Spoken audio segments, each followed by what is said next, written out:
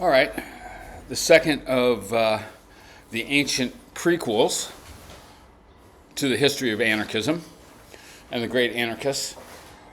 I want to talk about ancient Daoism, the Chinese philosophy. I'm here in Philly in front of some anti-war art by my wife Jane Irish. Her opening, she has an opening tonight at Locke's Gallery. Today being October 3rd, 2025. Now, I did a podcast, 20 episodes or so, on totalitarians of Western philosophy. And one thing I remarked over and over again is that the dominant strand of Western political thought is totalitarian. And I feel like I proved that, okay?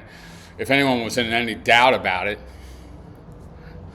Now, I don't think that the Chinese tradition, although, it's this, emperor system and all this, and sometimes maybe you portray Confucianism as a place of hidebound reaction or just cultural stasis or whatever. But neither Confucianism nor Daoism are authoritarian political philosophies. They really are not. And a typical saying of Confucius is that the emperor can rule the kingdom simply by orienting his mat correctly when he prays. Like, Confucius portrays the function of the government as largely ceremonial. See, David Graeber would like stuff like that. I don't know if he really did much Confucius, but he liked this idea of emperors that sit there and don't do anything, actually, but everyone says, like, we must obey whatever they say or whatever, okay? So I don't think Confucianism is really a particularly authoritarian political philosophy, and now there are authoritarian elements. So, in Confucianism, so the later, the later Confucian philosopher Zhuangzi is a lot more into government authority than Confucius or Mencius. And the ancient Chinese philosopher Mo, and the founder of Moism, the whole system and everything, a utilitarian and a communist kind of, is also much more of an authoritarian than Daoism or Confucianism. Still, it's a better, mellower tradition, if you ask me, over the 3,000 years or whatever it is. Okay, so let's talk about Daoism. Both Laozi and the Tao Te Ching and Zhuangzi. These ones are in the old system of Wade Giles transliteration. I'm still using old editions, but I'll put the pin in. Let's look at a couple chapters of the Tao Te Ching.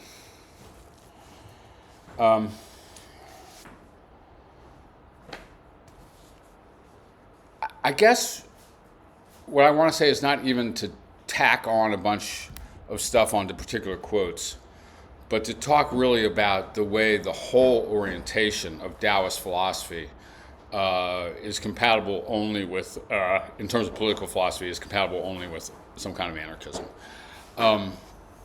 Taoists teach non-doing, wu wei. Don't do too much.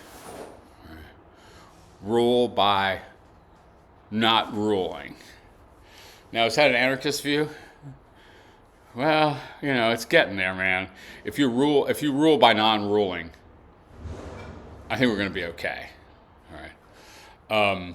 In terms of your abuse of your authority, you're not going to be able to abuse your authority if you're not ruling. If you're ruling by not ruling, it's the idea of non-action or wu wei, or acting naturally in the flow of events. However one does that or thinks of that. I guess government, as it's conceived in the West, in particular is just exactly the opposite of that. We're going to seize control of one another and this environment that we're in and transform it as we see fit through force. That is the essence of government, and that is totally incompatible with Taoist philosophy. That's what governments are for. Like, you know, I mean, and like the utopianism of the West is a really good example of this. You know, like, here's an impossible system, says Plato. Oh, well, tell me, Socrates, how can we do that? Well, we can do it by breaking everything down to the ground and vitiating everyone's personality through education, quote unquote, and we're going to have to remake everything from the ground up because this sucker is totally unsatisfactory. Well, that is world negating, and it's people negating, and it's everything negating. And Daoism is everything affirming. Do you want to improve the world? I'm working on Mitchell's translation. I would work on my own, use my own translation, but you might suspect that I twisted a little bit toward anarchist conclusions. And you might be right a little bit about that. Do you want to improve the world? I don't think it can be done. The world is sacred. It can't be improved. If you tamper with it, you'll ruin it. If you treat it like an object, you'll lose it. The master sees things as they are without trying to control them. She lets them go on their own way and resides at the center of the circle.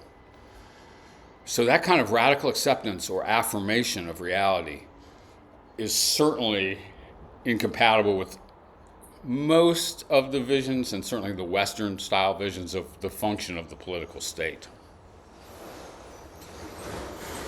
So I'm not just saying like those stray, like sort of anti-authoritarian or anti-government remarks in Lao Tzu. I'm saying that the whole philosophy profoundly would underpin an anarchist political philosophy, but would not profoundly underpin a statist political philosophy. Whoever relies on the Tao, this is the next chapter 30, whoever relies on the Tao in governing men doesn't try to force issues or defeat enemies by force of arms. For every force, there is a counterforce. Violence, even well-intentioned, always rebounds upon itself. The master does his job, then stops. He understands that the universe is forever out of control and that trying to dominate events goes against the current of the Tao. And let's think about all the political philosophies that go against the current of the Tao in that sense, trying to dominate events. Like we're going to seize control of ourselves and transform ourselves by the agency of government. But actually, we're going to seize control of each other and transform each other by the agency of government. Now, how realistic and how useful is that? And what are the actual results? Because it's not to transform each other in an improving direction. It's to oppress, exploit, and kill each other. All right. Now, I mean, I guess most of the political bits of the Tao Te Ching, which, I mean, are cryptic, like every bit of the Tao Te Ching, are in the 50s. It's 81 verses in the Tao Te Ching, and a lot of the political stuff is in the 50s, around there.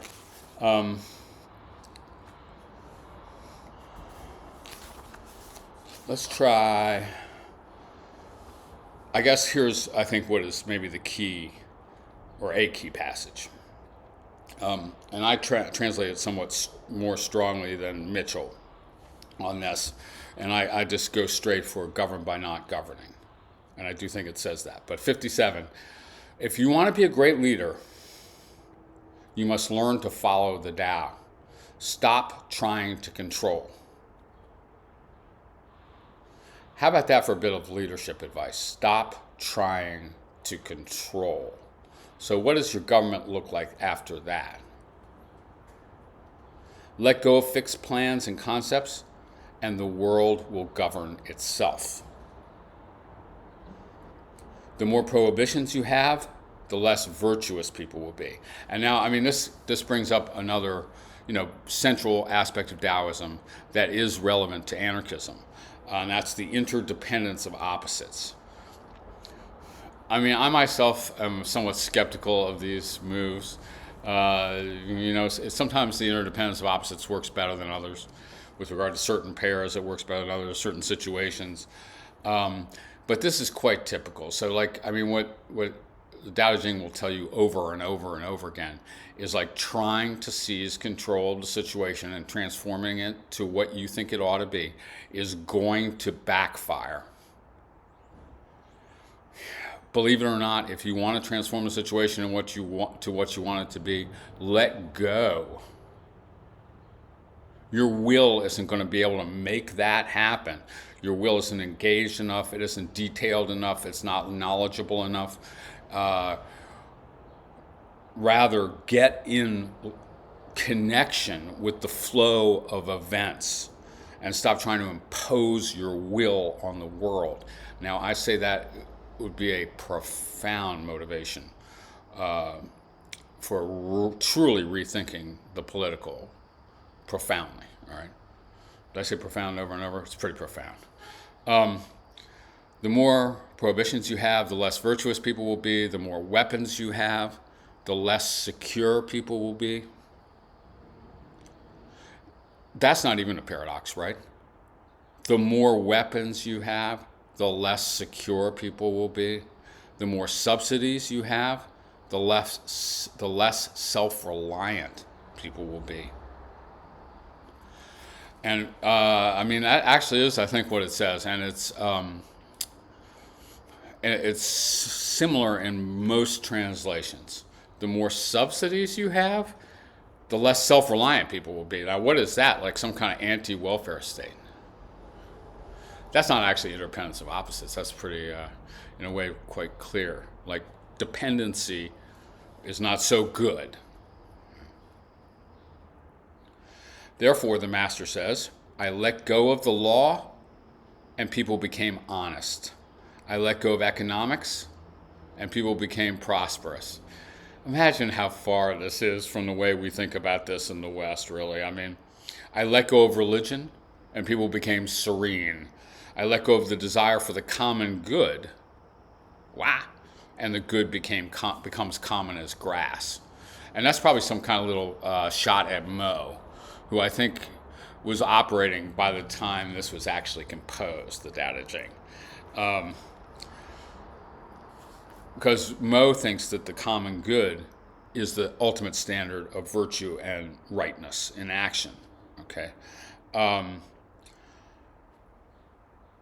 Lao Tzu's view is that if you try to force the common good, force the situation to get better, you will produce a backlash that will make the situation worse. Now, I don't know how to get the right and wrong on that. It's definitely true that lots of human actions have lots of unintended consequences, and often just the opposite consequences of those intended or promised. Okay, like nobody has ever wanted a war. Oops. All right. So, yeah, I mean, I don't know how to sort that all out, but forcing your people to become what you think they ought to become will start to suggest things like mass executions, right? Or just like draconian oppression. And then you will have produced a system that's opposite of what you promised, what you believed you were doing, because you tried to force your ideals into action instead of behaving in a way right now compatible with those ideas, prefiguring those ideas. I guess I'm thinking of Daoism as an example of prefigurative politics. 58, if a country is governed with tolerance, the people are comfortable and honest. If a country is governed with repression, the people are depressed and crafty. So that just kind of says, like, be a tolerant government. But I think that, it's deeper than that. When the will to power is in charge, as it is in every form of statism, I say, the higher the ideals, the lower the results. Let's think about the forced collectivization of agriculture or the Cultural Revolution. All right? The higher the ideals, when the will to power is in charge, the higher the ideals, the lower the results. Try to make people happy, and you lay the groundwork for misery. This is so illustrated by 20th century Chinese history, but by 20th century revolutionary history. Try to make people moral, and you lay the groundwork for vice. Maybe think about drug prohibitions. Thus the master is content to serve as an example and not impose her will. She is pointed but doesn't pierce, straightforward but supple, radiant but easy on the eyes. Go back and forth on she and he as the pronoun for the sage. Probably some theys too, because Chinese doesn't have the analogous pronouns, actually. It doesn't insist that the sage is a man in any explicit way.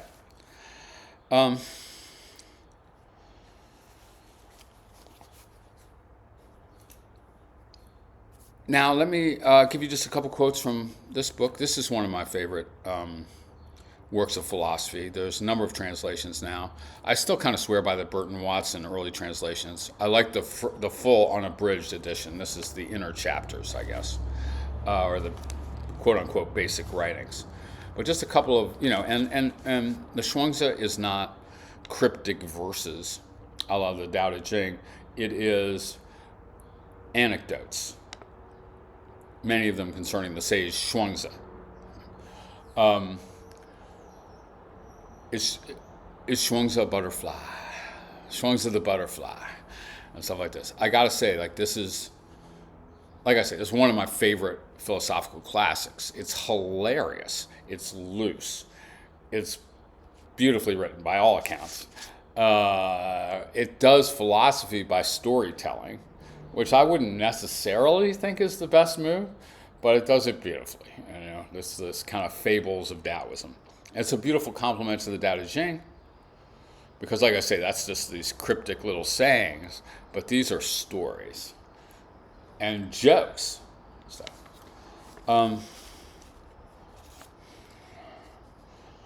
So here's one. This is from section 7 of the Zhuangzi. Chen Ken was wandering on the sunny side of Yin Mountain. When he reached the banks of the Lao River, he happened to meet a nameless man. That's liable to be a Taoist sage if he's nameless. Whereas Confucius preached the rectification of names, correcting names, calling each thing by their real name, holding the king to the kings, the standards of the word king, and stuff like this. Taoism was more like, these words, these names are not realities. He questioned the man, saying, "May I please ask how to rule the world?"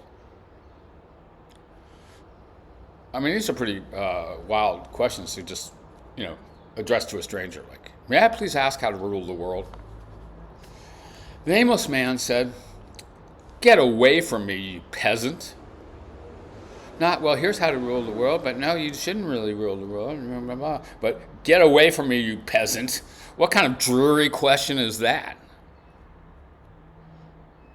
I'm just about to set off with the Creator. And if I get bored with that, then I'll ride on the light and listen bird out beyond the 6 directions, wandering in the village of not even anything, and living in the broad and borderless field. What business do you have coming with this talk of governing the world and disturbing my mind? But Tian Ken repeated his question. The nameless man said, "Let your mind wander in simplicity, blend your spirit with the vastness, follow along with things the way they are, and make no room for personal views, and then the world will be governed." Don't govern the world, and then the world will be governed. When no one governs the world, then the world will be governed.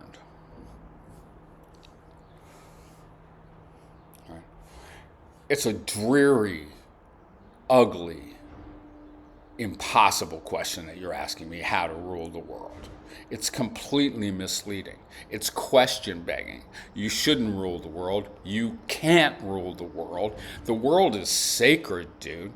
Like, become the world, be in the world, love the world, dance, but don't purport to rule the world, because if you do, you'll create only pain, really. Okay? Like I said, this is pretty profound motivation for anti-statism of a kind that you don't really see in the West, because we don't have this metaphysical system, man, of wu-wei or non-doing and interdependence of opposites and world affirmation, loving the world. Western political philosophy, I think, starts with world hatred. Why this world is wrong and how to smash and fix it. That's Plato. That's Marx. Okay? But that's the opposite of the way you start with Daoism. How can we love what we are and where we are and what we have? Now, I think that we would live entirely differently if we tried to live like that.